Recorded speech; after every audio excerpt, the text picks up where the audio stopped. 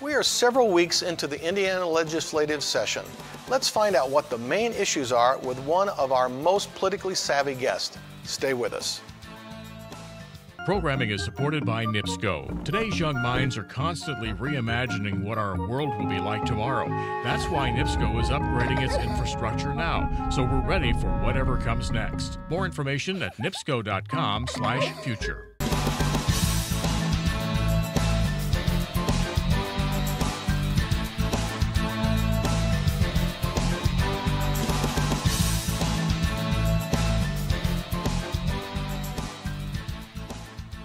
Welcome again to Lakeshore Focus, a weekly show highlighting the key issues, important events, and interesting people in our region. I'm Keith Kirkpatrick.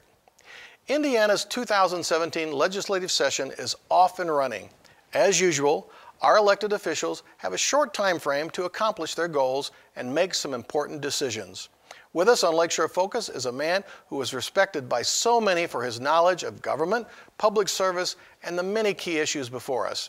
He is a regular with us because he knows so much and is simply a great guy. Here's Michael Griffin, a man of many hats, but primarily the clerk treasurer for the town of Highland. So you do wear a lot of hats, don't you? I do, and you're very gracious. Thank you. Thank you. So name a couple things you're engaged with besides your clerk treasurer, your day job. Right. I'm currently serving on the Northwest Indiana Regional Planning Commission. I'm its vice chair. We'll be reorganizing on the 19th of January. We've reorganized on the 19th of January, so I'll tell you more about that at another time, but okay. I serve there. Also, I'm active in the Association of the Indiana Association of Cities and Towns, which has a new name. We're very proud of that. We've reformulated our approach to our engagement to support cities and towns, and now we're called AIM, A-I-M. Accelerating Indiana. Like pointing? Yes, yes. Take good aim. Accelerating Indiana municipalities. And part of that renaming is about sort of reformulating, but not repurposing, our approach to a variety of things that we use to support cities and towns and the people in them who serve the people in them. You're just engaged you're engaged at a regional level, a local level, yes. a state level. You just do a lot of stuff, Michael. I feel very privileged that the people of Highland supported me to be their public servant in the office I hold, and that office gives me access to these other ways to serve them just as much, but in other ways that improve the quality of governance for everyone, including Highland. Well, you're a great observer of what's going on at the higher level, so that's why I wanted to have you on the show. We've had you several times, and you always have great insights about what's going on. So as you look at this session that's currently occurring, what do you see as probably the big issues that they're looking at right now? I don't want to diminish anybody else's issues that seem important to them, but this legislature from its beginning and now has been focused on two things. The larger writing of the biennial budget, the two-year budget. The current two-year budget will conclude the 30th of June of this year. So they have that, and that gets started, but there's not a lot of discussion about that. The greatest discussion, probably, if you've been reading the paper at all, has been on new infrastructure funding, specifically to improve roads, local roads, major highways, interstates, state highways, and bridges. And this actually is a continuation of a legislative conversation that began the last session. Representative Soliday, one of our local Northwest Indiana delegation leaders, who is the chairman of the Transportation Committee in the House, began last session by formulating an approach to trying to get a sustainable way to fund the repair of roads, the maintenance of roads, as well as their ongoing care. He was successful in producing what was called the Local Road and Bridge Grant Fund. And that fund essentially produced a lot of local money. As long as we could do a local match, whatever our match was, up to $1 million, that fund would match it. What has to happen now is while that fund is essentially in law, its long-term sustainability or its funding mechanism has to still be identified. So did we not accomplish enough last year about roads? Why are we still focused on roads this year again? both the governor, Governor Holcomb, as well as some of the leadership in the legislature, on both sides of the aisle, interestingly enough, have said that there's not really been a pattern of sustainability. There was really sort of a small fix. It was a temporary fix. So there was a one-time contribution that was made by taking some of the income tax funds that were already in place and essentially giving a special distribution to the 567 cities and towns throughout the state that could be used as a local match as part of the formulation of rolling out this new local grant fund. However, there really wasn't a long-term strategy, and one of the difficulties with that in the last session is that at the time, Governor Pence was not interested in anything that looked like a new funding situation, that looked like a new tax. Now that Governor Holcomb has assumed the leadership there and has expressed interest in doing something that was long-term and what he said the right answer, and we've had the Speaker of the House, Mr. Bosma, speak in favor of looking for something that was sustainable and long-term, it seems to me that there's a possibility that there will be some new approach that would be ongoing, both not just for the repair of what we have to repair now, but something that will be sustainable, that will continue the maintenance over time.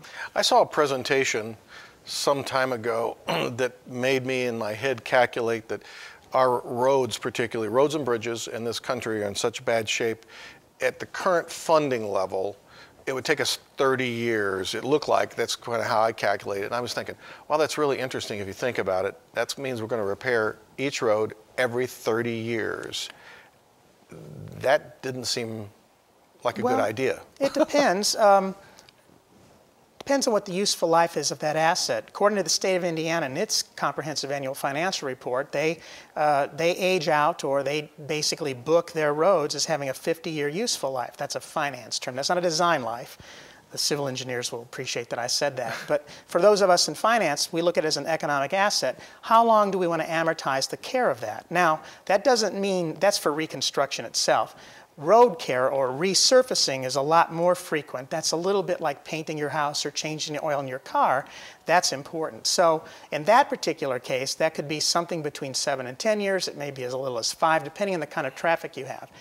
The interstates, which get a lot of heavy traffic, not only volume, but the heavy traffic from semi-trailer tractor volumes, that wear is really acute. But are we just real far behind? Is that the point? Yes. So we just got a tremendous amount that needs fixed. Part of that has to do with the funding mechanism. For as long as anybody remembers, most states, and the United States itself, has used a kind of tax that was attached to gasoline. So as you consume more gasoline, that tax that was raised on it could be converted then to be used on roads. Which makes sense, right? Makes sense. It's actually one of those ideas where you're taking a market equity concept to the fairness of that tax, and you're saying users essentially will be paying for the repair. If you're not a user, you're not going to pay. Why that's not been effective is because we've also been concerned about carbon footprint. So cars have been designed to use less fuel. They've been designed to improve that over time. And we're also seeing cars that actually have introduced hybrids. So they're not going to use as much as well. And cars that absolutely are operating from something other than an internal combustion engine, like electric. So they're basically using those roads, but our funding formula doesn't pick them up as users. And so we have to sort of retool the way in which we finance roads generally. Okay, so that's the road issue. I hear people also talk that we should be looking broader at infrastructure, like our sewers and our water systems and our water treatment and our water lines, and all of our communities are now, for the most part, 100 years old, 150 years old. That's correct. If they haven't been replaced. I think that the issues that people read about that occurred in Flint, Michigan, where the terrible matter of lead getting through the pipes, leaching into the deliverable potable water system for the people who are residents there, highlighted this problem. And a lot of that had to do with decisions that were made about source of water and the like, but still, it highlighted that a lot of lead pipes are used to deliver water at one time when that was considered the state-of-the-art in terms of underground. So Senator Charbonneau has been probably the most visible person in the legislature, but many have been involved in this, where he's asked that they do a comprehensive study. They've just had the results of that study produced, and he's talking about trying to find ways to help local cities and towns that operate municipal water systems, as well as other purveyors of water, to find ways to make sure their system's intact and to make sure that there's money available to make repairs to those systems if necessary. If they're focused on roads, do you think we'll see that rise to the top? It's kind of a water issue, like rising up. It seems to, very well said. It seems to me that that will be important to a lot of people. One of the things, though, that we should caution about is it depends on who's operating the system and where you're at. So for a lot of the municipal systems that are operated up here, one of the things that the Environmental Protection Agency requires us to do is to make an annual report to our residents. There's a consumer confidence report that we have to produce. And so we have to tell them what the condition of our system is and whether or not they're at risk for certain things that we measure that are in the water. And most of the time, at least in Highlands' case and many of our neighbors, those are very good reports. And part of the reason why we're in good shape is even though a lot of our systems are older, there's been regular investment in trying to repair them. And our source for most of us, but not all of us, but for many of us, is Lake Michigan. It's a freshwater source. So the chemistry that's needed to make that deliverable and drinkable is not as complicated as it is for the kind of water systems that were serving that part of Michigan, Flint, which relied on a river, which is a different kind of source. And also because there has been regular reinvestment in plant. A lot of times, many communities do this. When they pick up their road, since they've got it up anyway, they'll often change the infrastructure underneath while they've got the road up. That's why people always say, why is it taking them so long to fix that 2 blocks of street? Exactly. And why have they dug such a big hole, right? Yes. They're repairing the water and sewer lines and so forth, which makes sense. Right. Now, if you're a system that's served from an aquifer, places like Lafayette, West Lafayette, other places, Indianapolis, they have a well system that they rely on to generate, to provide the fresh water. They have more concerns, and so those systems do need to be looked at because of the source of the water, the kind of chemistry that's necessary to make the water deliverable as an end product. So I do think that it's an important issue, and look, we're always looking for ways to find partnership with our state in terms of finding finance to invest in our infrastructure. Because more and more we're finding that the cost of those things are exceeding sometimes our grasp in terms of resources we have to use. So I hope that that advances. But I think that doesn't mean it won't. My sense is that the legislature is paying a great deal more attention to this larger issue of roads and infrastructure, all of which may be bundled at the very end. We're not clear on that. We are crossroads of the nation, right? That's so correct. We get a lot of truck traffic as experienced on the Borman any day you wish to go out there. So let's go back to the budget issue. Indiana has been one of these states who's really had a lot of pride in holding this giant surplus of money every year. And there's been some indication in this legislative session that that might change a little bit, that maybe they'll dip into that a little bit more and not maybe hold such a gigantic reserve. I'm sure it's going to be an ongoing fight. But we look at other states, and other states seem to be struggling too. I don't know, there's just a dynamic here. And you'll hear people say, they don't think it's such a good idea. We should be spending some of this money, you know, to fix some of the things like education in our state.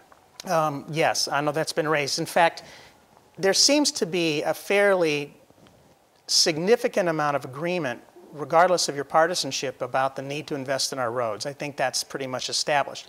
So the argument's going to be about the means. And one of the arguments that's been posited is, why don't we, before we talk about new funding formulas, dip into a little bit of the surplus that's been identified? This is going to belie my public finance background. Surpluses are good if it's tied to a policy. It's not clear that we have a policy about how much surplus we should have.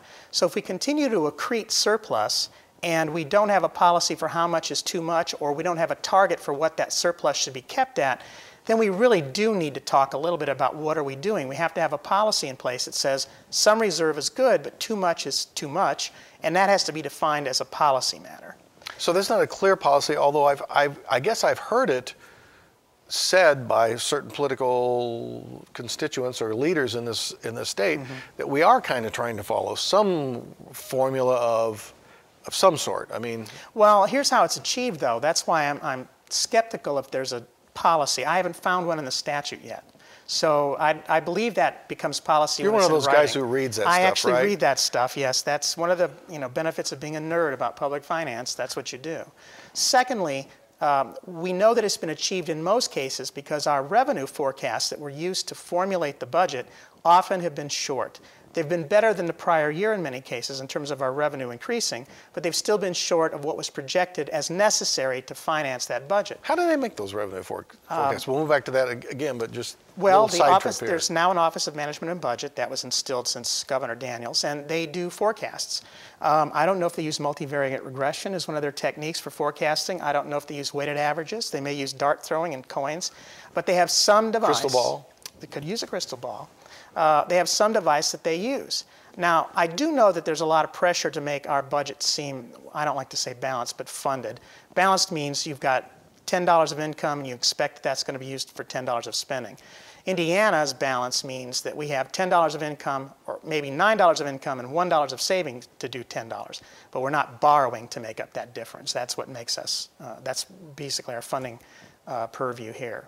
Having said that, one of the things that we want to know about is that these surpluses have been achieved by not only doing rescission, basically the governor ordering the executive departments of the state to cut their budgets at the necessary level to not only match what the projections are, or the reality of our income is, but to do it further than that in order to achieve a surplus. So what ends up happening is that you have all this unused money, but it was achieved because first your income wasn't meeting your spending targets, and you made cuts to achieve not only balance, but surplus. So the surpluses have been achieved by cutting back on services in some levels, and those cuts are felt in a lot of different places. So it sounds like this is more of a political decision than a policy decision. If we had more of a guidelines, we could handle this a little differently. So what would be your recommendation on how that should be done? Well, I think that we ought to say, let's talk about what our reserve level ought to be. Should it be 10% of whatever the annual budget is of the general fund? Should it be 2 to 5 months reserve? Should we have it that way? And in addition to that, how much of that will be rainy day funding? How much do you want to set aside into what we call the Economic Countercyclical Stabilization Fund, otherwise known as a rainy day fund? How much do you want to set aside there? Those should be policy objectives that should be discussed. The difficulty is that the budget formula is very legislatively driven in Indiana. Some states have the governor leading it. The governor basically presents a budget, and then the legislature responds to it, and then there's collaboration between the two. That's how it's done at the federal level as well. Illinois has that model. Indiana, the governor can make proposals and is always welcome to, but largely it still is driven by the legislature. The initiatives are based on department heads and people coming to the legislature, speaking to them about what they'd like, and then the legislature saying about things they think we need to be doing. And then that process basically produces a 2-year budget. And I do think the 2-year budget's a wise idea. The idea of trying to have a 2-year budget horizon that allows you a little bit of time to adjust for variations in revenue projections, I do think that's something that we do very right here. Are they proposing to do any sort of policy for this, or is it just still business as usual? I've not heard of anybody talking about that. Okay. So it's a little arcane, I think, at times.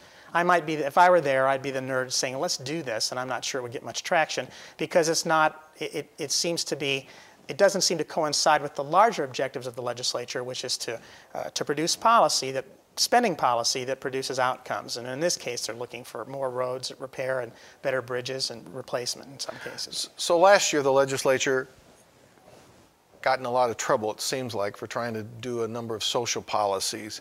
And we're not seeing that as much this year, at least it hasn't started yet. Do you think they learned a lesson last year, or there's a change of sentiment about that? That's a good question. I do know that leadership is much more interested, as well as the new governor, in trying to stay away from those kinds of things. However, legislators are free to file, the filing period has ended, however, but they're free to file bills during the course of that filing period, and they're free to make germane amendments during the course of the session. So individual legislators may still want to produce that sort of thing, and whether or not it gets traction will depend on the leadership. There is something about the Indiana General Assembly that's interesting. The leadership, both of the committees of jurisdiction that review a lot of the bills when they're first proposed, as well as the leadership of both chambers, they do tend to be able to manage the legislative product at the very end. So they may defer to allowing somebody to have the bill heard, but it may not get to go further. So I get a sense that the legislature this year, in the leadership side anyway, is much more interested in doing more with the outcomes that they've talked about, doing more in terms of the infrastructure issue and transportation. And they're a little less interested in advancing those issues, because I think they do think that there was some price to pay for that before. If you had a chance to put one issue up in front of everybody and say, we really need to fix this. This has been a problem for a long time, or it's a problem now. What would be the one thing that you would say, let's address this, whether it's been proposed legislation or not? Yeah, What do we I need think to fix? counties would agree with me on this, and townships and schools and cities and towns definitely. It would be, let's take a look at home rule again. I know that the legislature has historically behaved as if it has to protect the residents that elect us from us. And sometimes there may be some wisdom in that. Us meaning you, We local elected officials, local elected officials, yes. On the other hand, we got elected just like they did. And it seems to me that we'll pay a price if we go further than our residents are ready for us to lead them. So I do think that they need to give back some options. One of the things that's in the current legislature that's swimming around is taking away some of our power to regulate rentals, short-term rentals, for example. Something that some of the bigger cities, cities that are also located in college communities where there's a heavy college population there that comes in and out during the seasons, they value that power that home rule's given them to do those reasonable regulations. I think that the more they take away, the less that we're able to do meaningfully. I also think that that means that we're not rewarding imagination. I do think that we're at a time when local government, which is the closest to the people it serves, could be well served by allowing it to unleash imaginative solutions to some of the common problems that we have. And ultimately, it's about having a sustainable way to pay for public safety, for example, that's reliable and of high quality. A sustainable way of making sure our water and our sewage and wastewater systems are sustainable and meet both the federal as well as state regulatory levels, and meet the public's desire to have a good, clean community, to have good schools that are funded adequately and that have good outcomes, and to be imaginative in the ways that we deliver it. Right now, the only two models are classic public and public charter schools, and then the private model that's out there. And if we're unhappy with what's happening there, maybe we need to take another look at approaches to that. And I don't think that we're allowed to be imaginative enough at the local level. If I could fix that one thing, I would like to do that. But I don't know that that's going to happen anytime soon. Probably the pinnacle of local home rule was in 1980 when we recodified the local government law, and home rule was installed at that time. And it's been diminishing ever since. We have a longer list in our home rule law in IC 36-1-3 of what we can't do than what we can do. And it would be nice to see if that list could be taken away and we'd be given some permission to be imaginative in our communities. I believe that if we're beyond what our people want, we won't be in office again. So I do think that there'll be the kind of safeguards that have been historically in place, the power of the voters to turn out city and town council leadership and put new leadership in if we're not performing the way they'd like. So we're down to the very end, so just maybe one message of encouragement to people to weigh in on these issues real quick. I will tell you that local legislators very much are receptive to contact, real contact. Emails are very helpful. You can call them and try to get a hold of them. If you're ever in Indianapolis, try to make an appointment to see your state representative or your state senator. They're extremely responsive to those kinds of things. But I do believe that this legislature really is committed to doing some new work and finding some new ways to pay for sustainably the highway work that we need. I just would ask you, do you think your roads are better today than they've ever been? I'm sure they're not. I know that we need to do better. One last point I want to make, $160,000 per mile to pave a mile of road, and that's no small price. So we do need to find new ways to meet the cost of that increase just to pave roads. Thanks for being on and sharing this, and I will hopefully will see the encouragement for people to weigh in and talk to the legislators. Thanks for coming and sharing with us, Michael. Thank you for having me, Keith, always. Appreciate it.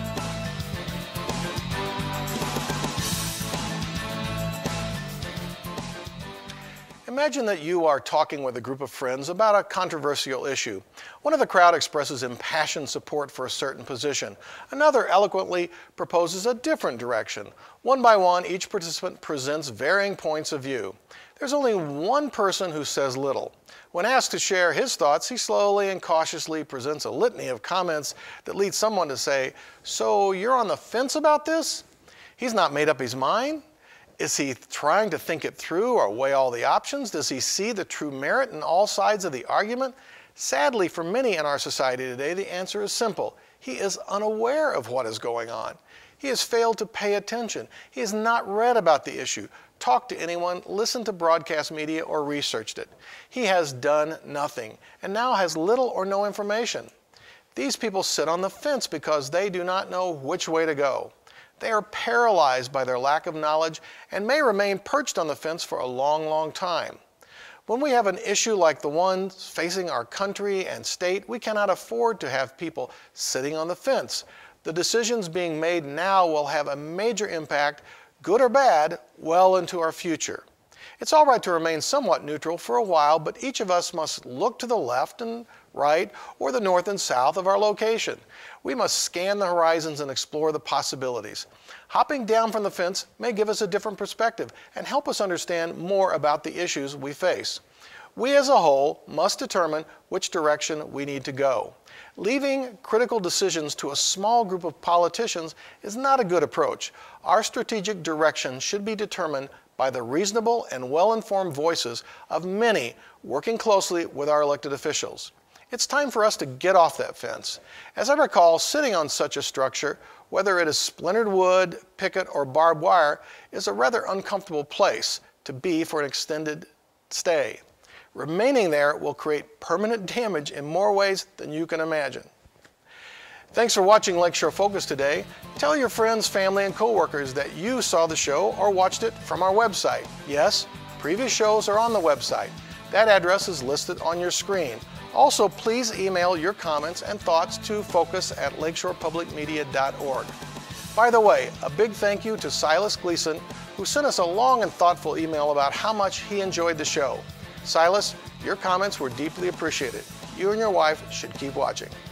Join us next Friday evening at 7:30 for another Lakeshore Focus. I'm Keith Kirkpatrick saying, make a positive difference in our world today. Programming is supported by NIPSCO. Today's young minds are constantly reimagining what our world will be like tomorrow. That's why NIPSCO is upgrading its infrastructure now, so we're ready for whatever comes next. More information at nipsco.com/future.